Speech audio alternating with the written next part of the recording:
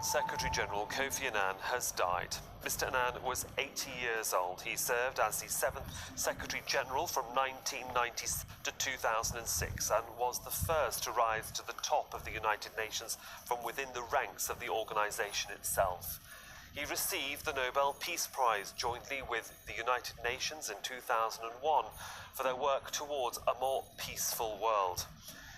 The Kofi Annan Foundation issued this statement on Twitter earlier, and it reads, "It is with immense sadness that the Annan family and the Kofi Annan Foundation announce that Kofi Annan, former Secretary of the United Nations and Nobel Peace Laureate, passed away peacefully on Saturday the 18th of August after a short illness."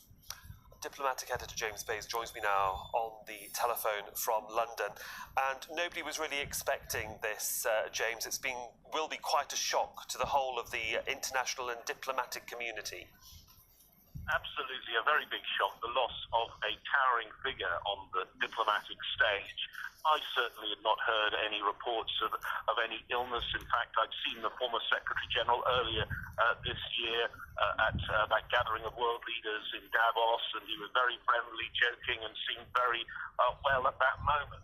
The shock, I think, will be felt all around the world, but particularly in Africa, because he was the African continent's first Secretary-General of the UN, serving the maximum 2 terms, 10 years as Secretary-General. I think shock also will be felt by UN staffers, because he was the first of the people to hold this top international civil service job to actually have come from the ranks of the UN. He was the head of UN peacekeeping before he became the UN Secretary-General, having to deal with very difficult issues like Rwanda before he even got the top job.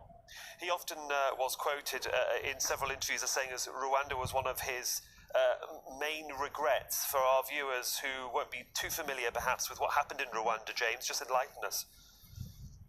Well, it was the whole issue of the UN peacekeeping mission in Rwanda and the UN Security Council's decisions of not reinforcing that mission, which some say led to the appalling genocide that took place in Rwanda. Certainly something that scarred him and tested him, but of course he had further tests to come when he took on the top job of UN Secretary-General for that 10-year term, because the most important thing that coincided with his term as Secretary-General was the Bush administration's decision to go into Afghanistan first, but then more importantly in 2003, in March 2003, to start Desert Storm, the operation to invade Iraq, something that he'd worked tirelessly to avoid. Remember, he had his weapons inspectors on the ground in Baghdad trying to find out if there had been weapons of mass destruction.